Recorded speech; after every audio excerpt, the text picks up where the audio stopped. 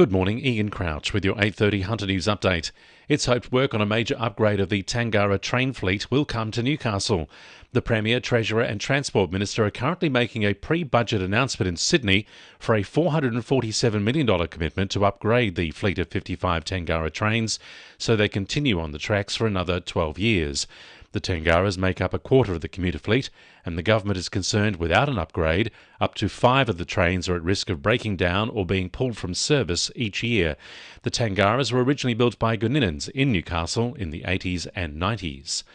A state government plan to allow for 6-storey residential apartments near train stations in the Hunter, Illawarra and Sydney is facing fresh opposition from the Coalition.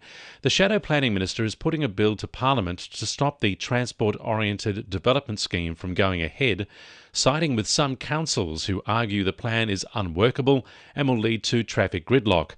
9 locations in Newcastle and Lake Macquarie are included in the affordable housing plan. Planning Minister Paul Scully says it makes sense to build housing close to major transport links. The world over for years and years and years, the logic and planning 101 has been put homes near jobs, near transport, near amenities, near public space. That's exactly what our transport-oriented development program seeks to do, and that's exactly what the opposition's trying to undo. A 28-year-old man is due to front Maitland Local Court today, charged over a police pursuit. It's alleged the ute, which was reported stolen, failed to stop for officers on High Street yesterday and was later found dumped on the banks of the Hunter River. The man was arrested nearby. He's been charged with 7 offences, including vehicle theft, police pursuit and disqualified driving, and refused bail. It's feared the proposed Hunter transmission project will be a risk to the launching and landing of nearby aircraft. The Hunter Valley Gliding Club has expressed its rejection of the project, with its president Ben Coleman labelling it a disaster waiting to happen. The project would see 75-metre-high transmission towers set up close to the club's airfield to support 500 kilovolt power lines. He says the club's been gradually surrounded by infrastructure. We've got some power lines down one side of our strip, albeit that they're at a lower level. And the land to the east is sort of the only open land around our airfield these days. And the proposed power line corridor is running straight through that eastern land, so around about a kilometre east of our strip. Part of Glendale is in line for a major development worth close to $80 million. A development application has been put forward for 35 hectares near the Stockland Shopping Centre and Hunter Sports Centre on Glendale Drive. The Herald reports it would be subdivided into dozens of lots to make room for hundreds of apartments, local shops and large format retailers.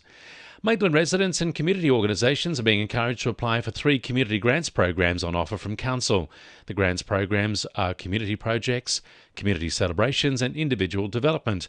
Mayor Philip Penfold says Council wants to see more applications. We always welcome more applications. We do receive a healthy number of applications, so we do want to spread the word and ensure that all community groups understand that these opportunities exist, that Council are there to look at providing support, and we welcome as many applications as possible. Applications can be made by visiting Council's website and close on Friday, July 5.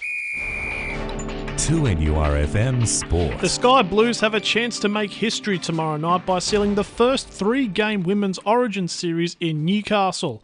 A record crowd is expected at McDonald Jones Stadium, with 4 players from the Knights featuring in both sides of the rivalry.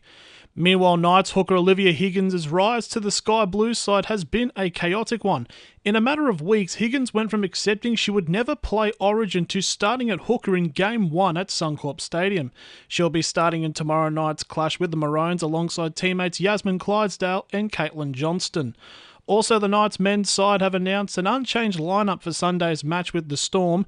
The club is aiming for their first win in Melbourne since 2015, which would put the team back into the top 8, depending on results elsewhere.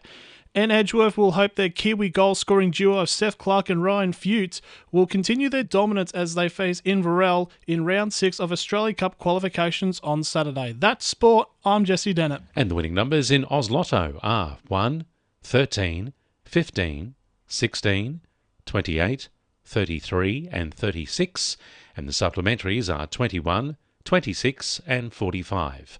And now you're up to date with the latest 2NURFM Hunter News.